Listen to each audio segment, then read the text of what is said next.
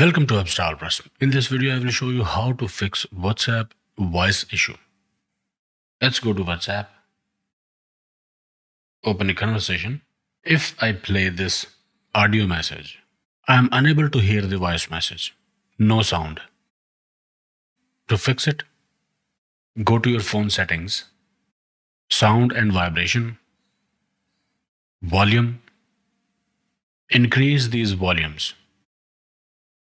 For me, it was media volume that was turned off. If this does not fix your issue, go back to settings again. Scroll down. Select apps. Search WhatsApp. Select WhatsApp. Go to permissions. Make sure music and audio is allowed for WhatsApp. Also go to Play Store and check for WhatsApp update. If it needs updating, do it. This should fix WhatsApp sound issue for you.